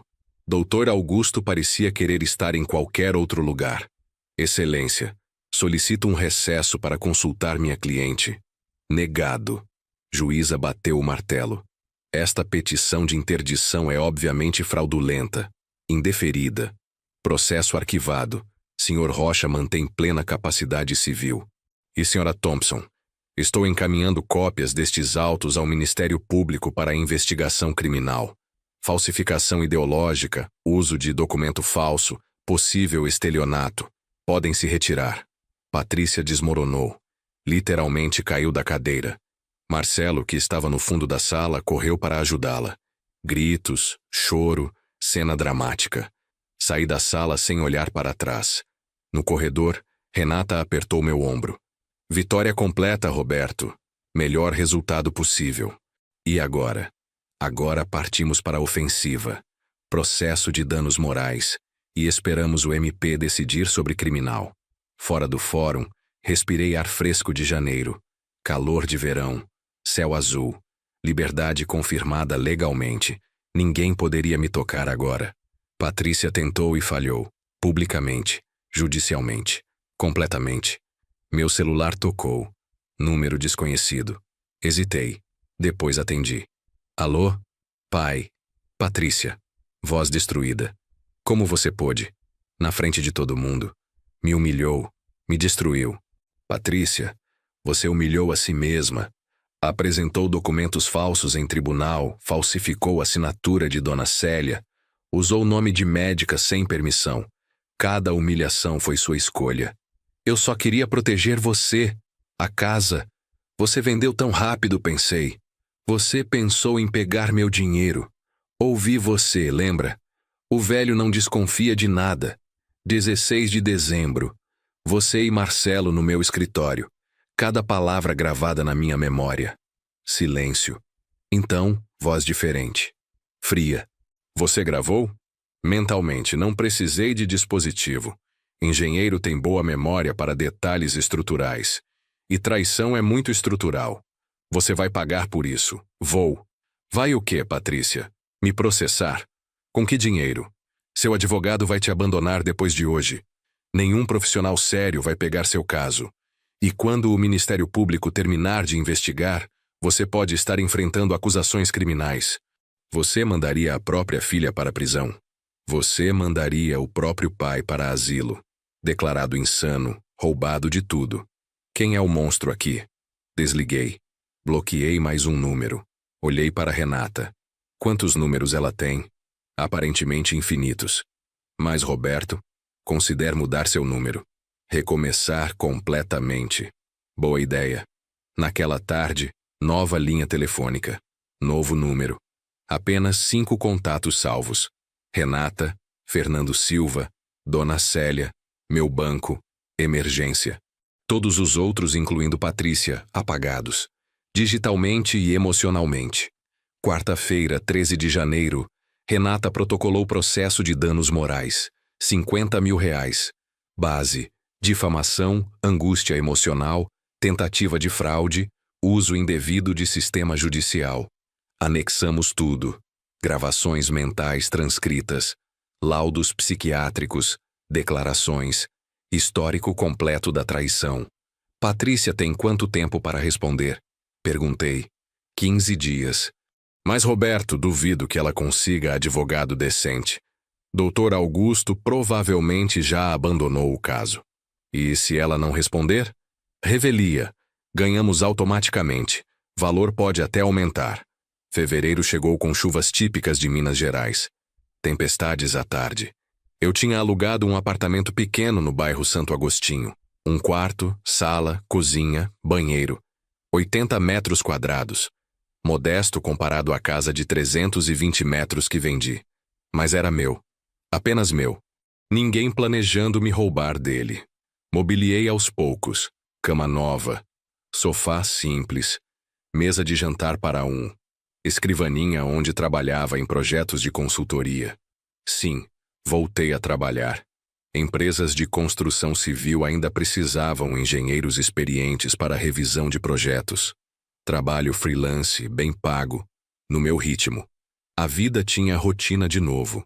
Acordar às 7, café da manhã, trabalhar até meio-dia, almoçar sozinho em restaurantes do bairro, trabalhar mais 2 horas. Tarde livre para caminhar, ler, existir. Jantar simples, dormir cedo. Simples, previsível, seguro. 28 de janeiro, Patrícia não respondeu ao processo no prazo. Revelia declarada. Renata me ligou animada. Roberto, ganhamos. Juiz vai analisar o valor agora, mas 50 mil está praticamente garantido. Ela tem 50 mil para pagar? Não. Provavelmente teremos que penhorar bens, salário. Pode levar anos para receber tudo. Mas você vai receber. Quero que doe para a instituição de proteção a idosos. Quando receber, doe tudo. Tem certeza? É seu dinheiro? Não quero o dinheiro dela. Quero a lição. Quero que ela saiba que tentou me roubar 850 mil e acabou devendo 50 mil que será usado para proteger outros idosos dela. Roberto, você é mais severo do que parece. Aprendi com engenharia. Estruturas comprometidas precisam ser demolidas completamente. Não pode deixar nada que possa causar colapso futuro. 5 de fevereiro, recebi citação do Ministério Público. Investigação criminal aberta contra Patrícia Rocha Thompson e Marcelo Silva Thompson. Acusações: falsificação ideológica, uso de documento falso, tentativa de estelionato. Pediram meu depoimento. Compareci no dia marcado. Promotor Dr. Carlos Eduardo Santos. Homem sério, meticuloso. Senhor Rocha, vou ser direto. Seu caso é um dos mais flagrantes de tentativa de exploração familiar que já vi. Documentação que sua advogada forneceu é sólida. Pretendo oferecer denúncia criminal contra ambos. Quais as consequências? Se condenados, 1 a 5 anos de prisão, multa, antecedentes criminais permanentes. Mas, senhor Rocha, entendo que Patrícia é sua filha. Se quiser que eu arquive, posso considerar. Não arquive. Ela não é mais minha filha. É uma criminosa que tentou me roubar. Tratem-na como tratariam qualquer criminoso. Dr. Carlos assentiu. Entendido. Denúncia será oferecida até fim do mês. 28 de fevereiro. A denúncia foi aceita. Patrícia e Marcelo viraram réus criminais. Processo rodando na justiça. Ainda levaria meses, talvez anos, mas estava em movimento. Engrenagens da justiça girando devagar, mas inevitavelmente. Março trouxe outono e reflexão. Sentei no pequeno sofá do meu apartamento uma noite, calculando. 3 meses desde que descobri a traição. 3 meses desde que vendi a casa. 3 meses desde que vi Patrícia pela última vez no tribunal. 61 anos de idade. 610 mil reais no banco. Apartamento confortável alugado. Trabalho freelance estável. Saúde boa. Vida tranquila. Pela primeira vez em décadas, senti a paz verdadeira. Não a paz de ignorância. A paz de batalhas vencidas. Mas havia vazio também. Não podia negar. Vazio onde família costumava estar. Mariana tinha morrido 4 anos atrás. Patrícia estava morta para mim agora. Marcelo nunca foi realmente família. Estava sozinho no mundo. Completamente. Alguns dias isso pesava. Outros dias era libertação. Depender apenas de mim. Confiar apenas em mim. Sem medo de traição porque não havia ninguém para trair. Dom Célia visitava ocasionalmente. Trazia bolo, conversávamos sobre Mariana, sobre tempos mais simples. Mas ela tinha 82 anos. Quantos anos restavam? Comecei a frequentar um grupo de apoio para idosos vítimas de abuso familiar. Reuniões quinzenais em centro comunitário. Primeira vez que fui, 10 pessoas sentadas em círculo. Histórias parecidas com a minha. Filhos roubando, netos manipulando, cônjuges explorando, traição embrulhada em amor familiar. Meu nome é Roberto. Minha filha tentou me declarar insano para roubar minha casa. Bem-vindo, Roberto. Coordenadora, mulher de uns 50 anos chamada Sônia. Aqui você está seguro. Todos entendemos. Ouvi histórias que faziam a minha parecer branda. Homem de 70 anos espancado pelo filho viciado. Mulher de 65 trancada em quarto pelo genro, enquanto esvaziavam contas bancárias. Senhor de 80 anos que não via netos há 5 anos porque se recusou a emprestar dinheiro para filho. Percebi algo. Não estava sozinho. Exército de idosos traídos por quem deveriam confiar. E muitos, diferente de mim, não conseguiram escapar a tempo. Um senhor de 73 anos, seu Antônio, se aproximou após a reunião. Roberto, ouvi sua história. Você reagiu rápido. A maioria de nós não reage. Fica paralisado pelo choque, pela dor de aceitar que família faria isso. Como foi com você? Filho falsificou minha assinatura, vendeu minha casa sem eu saber. Quando descobri, já tinha gastado o dinheiro. 3 anos de processo judicial. Recuperei 20%. Filho está preso agora. 2 anos de sentença. Mas eu perdi minha casa. Moro com minha irmã agora. 80 anos de idade dependendo de caridade de irmã. Aquilo podia ser eu. Se não tivesse ouvido aquela conversa, se não tivesse agido rápido, se tivesse confiado mais um dia, mais uma semana. Sinto muito, seu Antônio. Não sinta. Você fez certo. Vendeu a casa antes que pudessem tomar. Isso foi inteligente. Muitos aqui vão querer ouvir sua história. Como você se protegeu. Pode ajudar outros. Virei palestrante não oficial do grupo. Toda reunião contava minha história. Não para me gabar, para educar, para mostrar que proteção era possível. Que ação rápida salvava tudo. Primeiro sinal de alerta. Comportamento conspiratório. Conversas que param quando você entra. Portas se fechando repentinamente. Segundo sinal, interesse repentino em suas finanças. Perguntas sobre testamento, contas, propriedades. Terceiro sinal.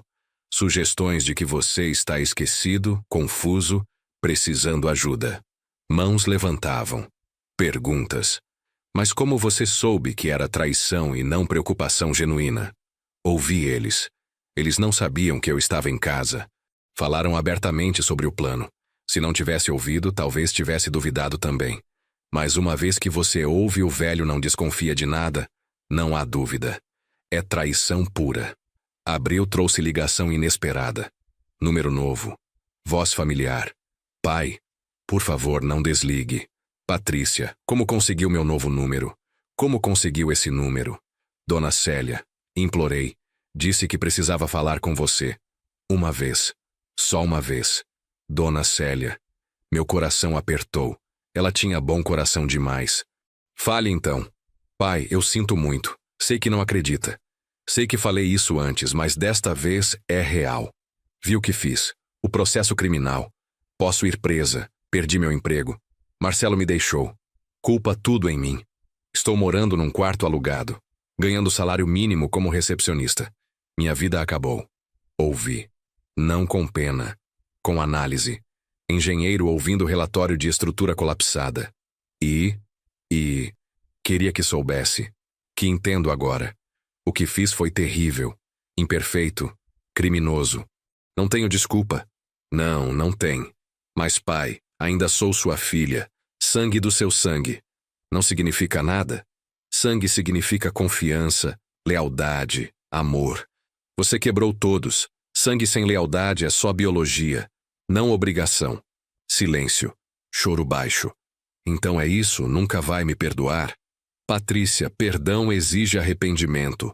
Arrependimento verdadeiro. Não arrependimento de ser pega. Arrependimento da ação em si. Você se arrepende de ter planejado me roubar? Ou se arrepende de ter falhado? Pausa longa. Não sei. Quando souber, me liga. Até lá, não temos nada a conversar. Desliguei. Não bloqueei o número desta vez. Alguma parte de mim, pequena e teimosa, queria deixar porta microscópica aberta. Não para a reconciliação, para a verdade. Se algum dia ela chegasse com arrependimento verdadeiro, não construído em necessidade, eu queria ouvir. Mas não esperava que isso acontecesse. Maio. Processo criminal avançando. Audiência preliminar marcada para junho. Renata me mantinha atualizado. Patrícia arranjou defensor público. Marcelo contratou advogado particular. Estão jogando um contra o outro, cada um dizendo que foi ideia do outro. Típico. Promotor está confiante. Provas são sólidas. Mas Roberto, prepare-se. Patrícia pode usar estratégia emocional. Filha arrependida, pai cruel. Júri às vezes cai nessas. Não vai ter júri. Pena máxima é 5 anos. Crimes assim não vão a júri. Verdade. Mas juiz pode ser influenciado também, só estou te preparando. Junho chegou quente. 23 de junho, audiência criminal. Voltei ao tribunal, desta vez como testemunha. Patrícia estava magra, cabelo despenteado, roupas baratas. Marcelo ao lado também parecendo devastado. Conseguiram aparência de miseráveis bem. Prestei juramento. Jura dizer a verdade, somente a verdade, sob pena de lei? Juro. Promotor Dr. Carlos me guiou pelo testemunho. 16 de dezembro. O que ouvi? Como descobri? Minha reação. Venda da casa. Timing de tudo. Cada detalhe documentado, datado, comprovado. Defensor de Patrícia, jovem advogado obviamente inexperiente, tentou me abalar. Senhor Rocha, não é verdade que sua filha sempre foi dedicada? Cuidou do senhor após morte de sua esposa? Morou de graça na minha casa por 2 anos. Se isso é cuidado, foi muito bem compensado. Mas ela fazia compras, limpava, cozinhava. Fazia o mínimo esperado de qualquer morador. Não é heroísmo. É decência básica. Senhor Rocha, o senhor não acha que talvez tenha interpretado mal as intenções dela? Talvez ela estivesse genuinamente preocupada. Interpretei mal, o velho não desconfia de nada. Interpretei mal 2 anos e esta casa é nossa. Interpretei mal petição de interdição com laudo médico falso. Quanta interpretação errônea é necessária antes de aceitar que era roubo? Ele não tinha resposta. Sentou. Advogado de Marcelo, mais experiente, nem tentou me interrogar. Sabia que era território perdido. Juiz Dr. Fernando Pires, homem de uns 55 anos, estudou os autos em silêncio. Finalmente falou. Já ouvi testemunhos suficientes. Provas documentais são extensas. Vou estudar o caso e dar sentença em 30 dias. Saímos do tribunal. No corredor, Patrícia tentou se aproximar. Pai, por favor. Renata bloqueou. Senhora Thompson, está proibida de contato com meu cliente. Qualquer tentativa será reportada. Patrícia recuou. Olhos desesperados. Mas não disse mais nada. Júlio. Esperei a sentença. Dias arrastando. Noites pensando. Parte de mim queria que condenasse. Justiça servida. Parte minúscula queria que absolvesse. Ainda era minha filha. Biologia teimosa. 23 de julho. Sentença publicada. Renata ligou. Roberto, sente-se. Condenaram? Sim. Patrícia. 3 anos de prisão em regime inicial semiaberto. Marcelo. 2 anos e 6 meses. Ambos com direito a recorrer, mas provavelmente vão converter em serviços comunitários e multa por serem primários. 3 anos. Não era prisão real, mas era condenação criminal. Antecedentes permanentes. Nome sujo. Vida marcada. Como ela reagiu? Desmoronou no tribunal, Marcelo também. Ambos vão recorrer, é claro. Sentei no sofá do apartamento. Olhei ao redor. Vida simples que construí. Segurança que estabeleci. Paz que comprei com perda de família. Valeu a pena? Olhei para o telefone. Podia ligar. Podia oferecer ajuda. Advogado melhor, talvez acordo. Afinal, não seria prisão real. Talvez. Coloquei o telefone na mesa. Não. Consequências eram necessárias. Não apenas para Patrícia. Para o princípio. Ações têm resultados. Traição tem preço. Se eu interviesse agora, tornaria tudo sem sentido. Agosto passou. Setembro. Outubro. Processo de recurso rolando. Renata previa que convertiriam pena em alternativas. Ninguém vai preso por crime assim sendo primário. Vão fazer cestas básicas, serviços comunitários, pagar multa, mas antecedentes criminais ficam.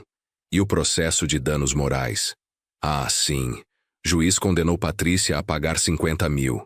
Mas ela não tem. Penhora de salário começou. Vai receber R$ 300 por mês pelos próximos 15 anos. 15 anos.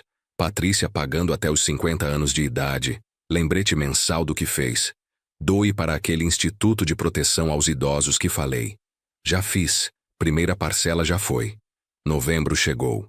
1 ano desde a descoberta. 365 dias desde que ouvi. O velho não desconfia de nada. Sentei no grupo de apoio. Minha história agora incluía final. E aí, pessoal, minha filha foi condenada. 3 anos convertidos em pena alternativa. Está pagando danos morais. Vai pagar pelos próximos 15 anos. Eu? Estou aqui. Vivo sozinho. Trabalho como consultor. Tenho paz. Seu Antônio levantou a mão. Roberto, sente saudade dela? Parei. Pensei honestamente. Sinto saudade da filha que pensei que tinha. Não sinto saudade da mulher que ela realmente era. Grande diferença. Acenos ao redor da sala. Todos entendiam. Saudade de ilusões perdidas. não de realidades reveladas. Dezembro, quase Natal de novo. Um ano completo. Dona Célia me convidou para a ceia. Roberto não pode passar Natal sozinho. Venha. Será só eu, você, meu filho e família. Gente boa. Aceitei. 25 de dezembro, à noite, sentei à mesa de Dona Célia. Conversa leve. Risadas. Peru, farofa, rabanada. Tradição. Família. Mas não minha família de sangue. Família escolhida. Percebi algo importante. Família não é biologia. É lealdade, é confiança, é amor genuíno. E naquela mesa, com Dona Célia e pessoas que mal conhecia, tinha mais família do que tive nos últimos anos com Patrícia. De volta ao apartamento naquela noite, sentei na varanda pequena. Belo horizonte iluminada com luzes de Natal. Fogos ocasionais. Celebrações distantes. Peguei meu telefone. Nenhuma mensagem. Nenhuma ligação. Patrícia não tentou contato em meses. Aceitou a distância finalmente. Ou desistiu. Escrevi uma nota no meu diário. Algo que comecei após a sentença. Documentar não apenas fatos, mas sentimentos. Dezembro 25. Natal 1 ano depois. Não sinto raiva. Não sinto tristeza. Sinto... conclusão. Capítulo fechado. Livro terminado. Prateleira arrumada. Hora de escrever novo livro. Janeiro de 2026 chegou com chuvas fortes. Verão mineiro. Renata me ligou no dia 5. Roberto, tenho novidade. Marcelo quitou a pena alternativa. Terminou serviços comunitários, pagou multa, acabou para ele. E Patrícia? Ainda cumprindo. Vai levar mais 18 meses. E a penhora salarial continua pelos próximos 14 anos. 14 anos. Patrícia com 49 anos quando terminasse de pagar. Vida inteira marcada por uma decisão, uma traição, um plano que falhou. Fevereiro. Recebi carta. Envelope simples, letra manuscrita. Remetente. Patrícia. Hesitei. Abrir ou não? Decidir depois de um ano de silêncio se queria ouvir. Abri. Pai. Não espero resposta. Só preciso escrever isto. Um ano se passou. Um ano cumprindo pena. Um ano com salário penhorado. Um ano vendo R$ 300 por mês irem para a instituição de caridade em meu nome. Você estruturou isso perfeitamente. Cada pagamento é lembrete. Cada mês é punição renovada. E sabe de uma coisa? Mereci. Não escrevo buscando perdão. Não escrevo pedindo reconciliação. Escrevo porque finalmente entendi. Você me perguntou se me arrependo de ter planejado ou de ter falhado. Na época não soube responder. Agora sei. Me arrependo de ter planejado. Me arrependo de cada conversa com Marcelo tramando. Me arrependo de ter forjado documentos. Me arrependo de ter chamado você de o velho como se não fosse humano. Como se seus 58 anos de trabalho, seus sacrifícios, sua vida não significassem nada além de número de banco. Fui monstro. Não tenho desculpa.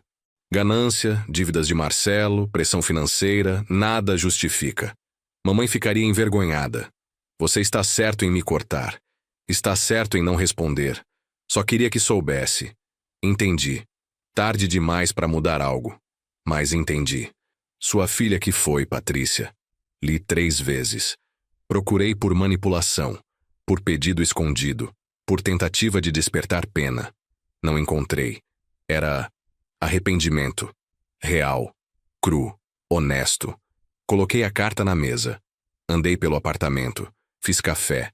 Sentei de novo. Reli. Peguei papel e caneta. Comecei a escrever resposta. Parei. O que dizer? Te perdoo? Seria mentira. Não perdoei. Não esqueci. Não estava pronto. Obrigado por escrever? Parecia vazio. Insuficiente. Deixei em branco. Guardei a carta numa pasta. Decidiria depois. Março passou. Abril. Maio. Carta guardada. Sem resposta. Junho chegou e com ele, ligação inesperada. Maurício Andrade. O homem que comprou minha casa. Senhor Rocha, desculpe incomodar. Fernando Silva me deu seu número. Espero que não se importe. Maurício, sem problemas, como está a casa? Maravilhosa, minha família adora, mas ligo por outro motivo. Encontrei algo. Durante reforma no sótão. Caixa lacrada. Tem seu nome. Caixa? Não lembrava de ter deixado nada. Que tipo de caixa? Madeira, trancada, parece antiga. Tem placa de metal gravada. Roberto e Mariana, 1995. Pensei que devia devolver. 1995. 30 anos atrás. Mariana ainda viva. Patrícia com 5 anos. Memória vaga. Cápsula do tempo? Pode guardar até eu buscar? Claro, quando quiser, não vou mexer. Desligamos. Fiquei pensando. O que Mariana e eu lacraremos há 30 anos? Por que no sótão? Por que esqueci? Sábado seguinte dirigi até Mangabeiras. Primeira vez desde a venda. Estacionei na frente da casa. Parecia diferente. Pintada de cor nova. Bege claro em vez de branco. Jardim reformado. Mais flores. Menos grama. Maurício abriu a porta. Senhor Rocha, entre, por favor. Entrar na própria casa, que não é mais sua, é experiência estranha. Tudo familiar, mas diferente. Móveis novos, decoração mudada, cheiro diferente. Ecos de vida que foi minha, agora ocupada por outros. Bonita reforma. Obrigado. Tentamos respeitar a estrutura original. Suas fundações são excelentes. Engenharia adequada sempre dura. Subimos ao sótão. Ele apontou para canto. Caixa de madeira, meio metro quadrado. Camada de poeira. Cadeado enferrujado.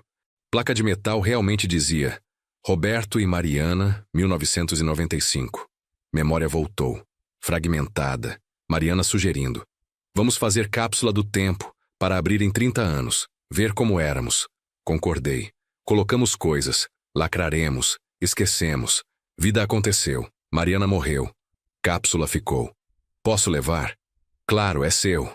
Carreguei até a caminhonete. Pesada. Maurício ajudou. Senhor Rocha, posso perguntar? Fernando mencionou que venda foi complicada. Tudo se resolveu? Resolveu. Minha filha tentou me roubar. Vendi antes que conseguisse. Foi condenada criminalmente, mas está resolvido. Maurício ficou em silêncio. Depois, sinto muito. Família deveria ser refúgio. Deveria. Mas às vezes é campo de batalha. Você tem sorte se a sua não for. No apartamento coloquei a caixa na sala. Encarei por 1 hora. 30 anos fechada. Mariana colocou coisas ali. Suas mãos tocaram. Sua voz escolheu itens. Parte dela estava preservada. Encontrei chave mestra. 20 minutos trabalhando no cadeado enferrujado. Finalmente abriu. Tampa pesada rangeu. Dentro, primeiro item. Carta. Envelope amarelado, letra de Mariana.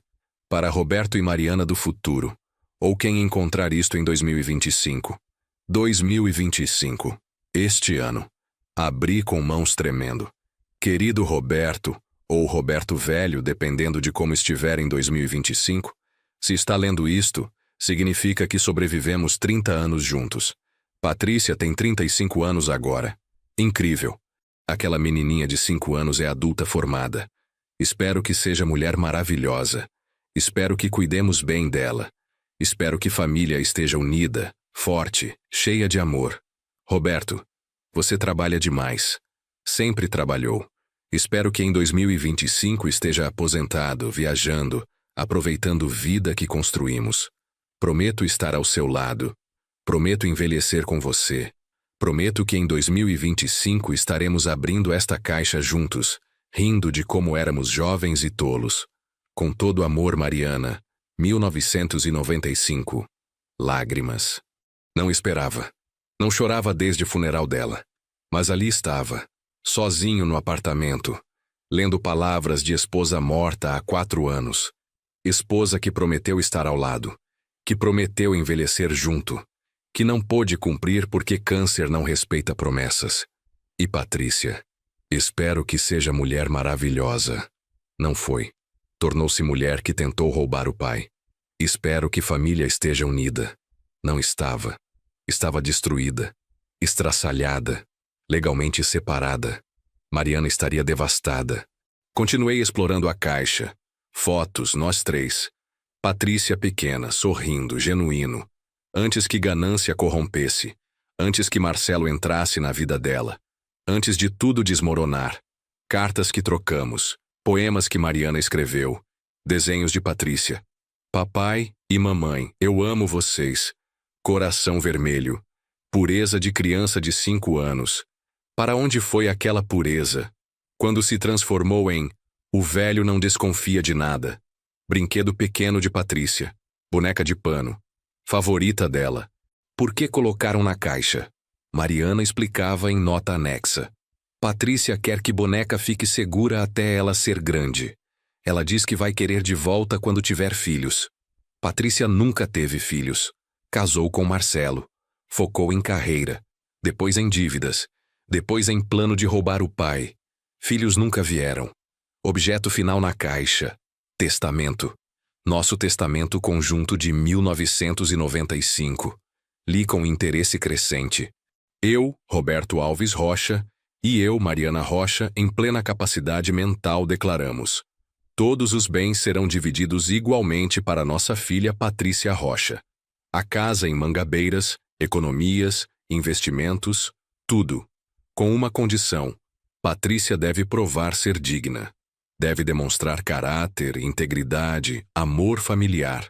Se algum dia demonstrar ganância, desonestidade ou tentar explorar pais, esta herança é revogada. Bens serão doados para a caridade. Assinado Roberto Alves Rocha. Assinado Mariana Rocha. Testemunhas.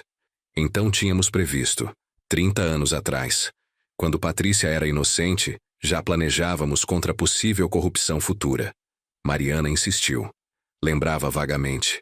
Roberto, precisamos proteger nossa filha, mas também proteger de nossa filha, caso ela se perca.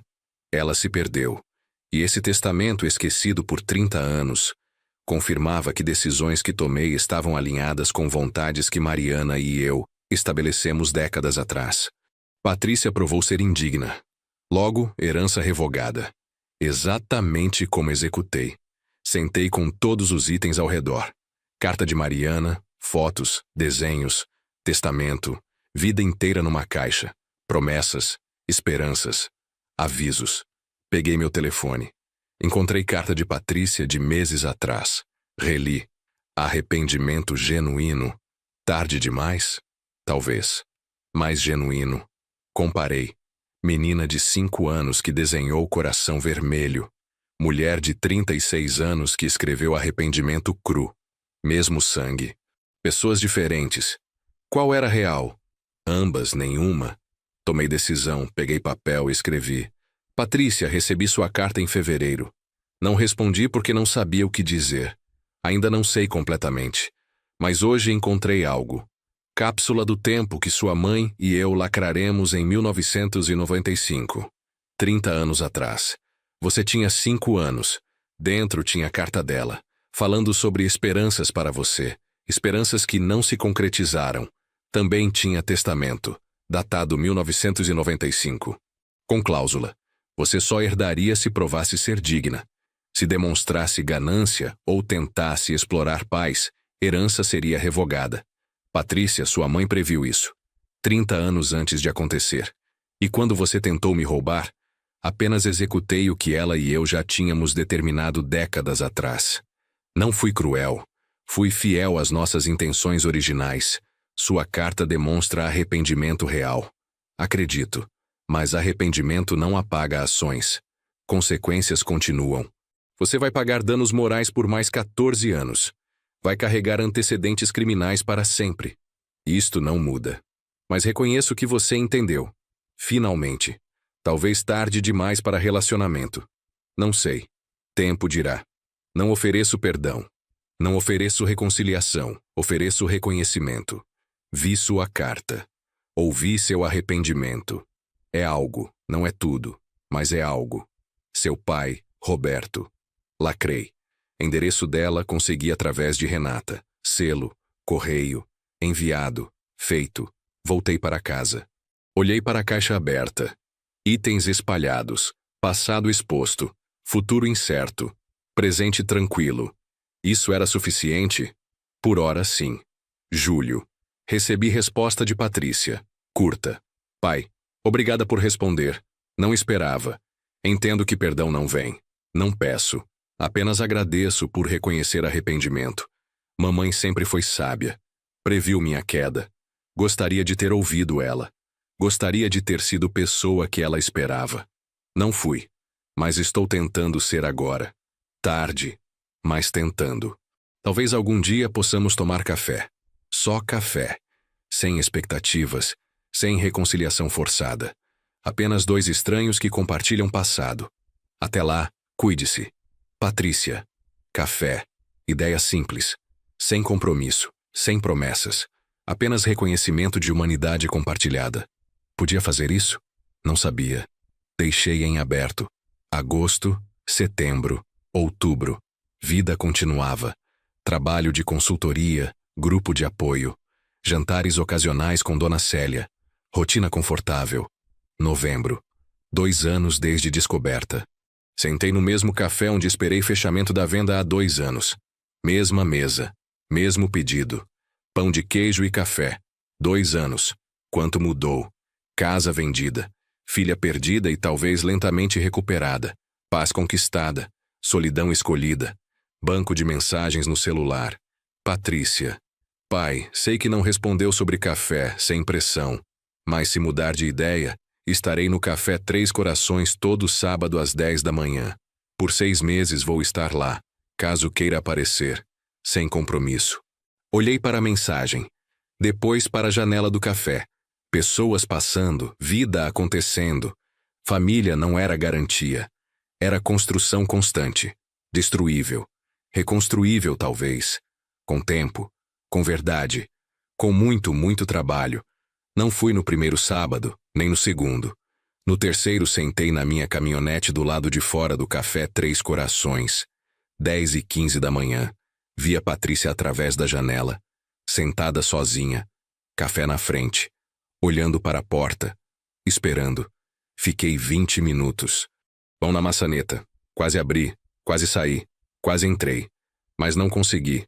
Não estava pronto. Dirigi embora. Quarto sábado. Mesmo ritual. Estacionar. Observar. Mão na maçaneta. Mas desta vez, algo diferente. Dona Célia passando na rua. Me viu na caminhonete. Bateu no vidro. Roberto, o que está fazendo aqui? Pensando. Sobre. Patrícia está lá dentro, esperando eu aparecer. Não consigo entrar. Dona Célia olhou para o café. Depois para mim. Roberto. Mariana me fez prometer algo antes de morrer. Fez todos os amigos próximos prometerem. Cuidar de você. Cuidar de Patrícia. Manter família unida se possível. Família quebrou, Dona Célia. Algumas coisas não se consertam. Algumas coisas não. Mas algumas se consertam diferente. Não volta ao que era. Vira algo novo. Talvez melhor. Talvez pior. Mas diferente. Ela apertou meu ombro. Mariana não pediria que perdoasse sem consequências, mas pediria que desse chance à verdade.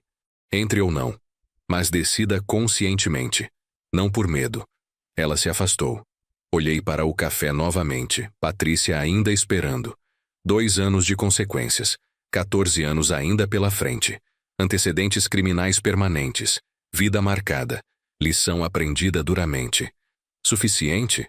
Talvez. Abri a porta da caminhonete, pisei na calçada, caminhei até a entrada do café. Mão na maçaneta. Respirei fundo. Abri. Patrícia levantou os olhos. Viu. Congelou. Lágrimas instantâneas, mas não se moveu. Não correu para abraço. Apenas acenou para a cadeira vazia na frente dela. Caminhei, sentei. Silêncio entre nós. Pesado, cheio de história. Finalmente ela falou. Pensei que não viria. Pensei que não viria também. Por que veio? Pausei. Honestidade total. Porque Dona Célia disse que sua mãe fez ela prometer manter família unida se possível. E porque li carta dela de 1995. Ela tinha esperanças para você. Para nós. Não se realizaram. Mas estou aqui por respeito às esperanças dela. Não prometo nada além de café. Café é suficiente. Patrícia limpou lágrimas. Obrigada por vir. Pedimos, conversamos. Superficial primeiro. Clima, trabalho, depois mais fundo. Arrependimento dela, dor minha. Consequências contínuas. futuro incerto. Não houve perdão naquele café. Não houve reconciliação mágica. Não houve abraços ou promessas. Apenas dois seres humanos, ligados por biologia e história, tentando encontrar caminho através de escombros de confiança destruída. Suficiente? Não. Começo? Talvez. Saí do café 1 hora depois. Prometi nada. Ela não pediu nada. Mas deixei porta microscópica aberta. Não para a volta ao passado. Impossível. Mas para a construção de algo novo. Algo baseado em verdade. Em consequências cumpridas. Em arrependimento real. Dirigi para casa enquanto o sol de novembro brilhava sobre Belo Horizonte. 63 anos de idade agora. 2 anos desde traição. 2 anos de reconstrução. Não recuperei família. Não recuperei filha que pensei ter. Mas encontrei paz. Encontrei segurança. Encontrei força que não sabia ter. E talvez, apenas talvez, encontrei caminho estreito para algum tipo de redenção. Não para Patrícia. Para mim. Redenção de raiva, de amargura, de ódio que poderia consumir resto da vida. Escolhi diferente. Consequências permaneceram. Justiça foi servida. Mas porta ficou entreaberta. Não para a confiança cega, para a possibilidade, para a humanidade compartilhada, para reconhecimento que pessoas podem mudar, mesmo que consequências não possam ser desfeitas. Estacionei no prédio do meu apartamento. Olhei no espelho. Homem mais velho me encarava, cabelos mais grisalhos, rugas mais profundas, mais olhos mais claros, mais firmes, mais conscientes. Sobrevivi. Não apenas sobrevivi. Venci, nos meus termos, com minha dignidade, com minha liberdade. E se algum dia, talvez anos à frente, Patrícia provar através de ações, não palavras, que mudança foi real e duradoura, então talvez, apenas talvez, mas não hoje. Hoje subia para apartamento, prepararia jantar simples, ligaria para Dona Célia agradecendo por empurrão, trabalharia em projeto de consultoria. Viveria minha vida, tranquila, segura, minha. E isso, finalmente, era suficiente. Se você gostou desta história, por favor, deixe seu like neste vídeo. Inscreva-se no canal e compartilhe suas impressões nos comentários. Para ouvir a próxima história, clique na caixa à esquerda. Obrigado por assistir.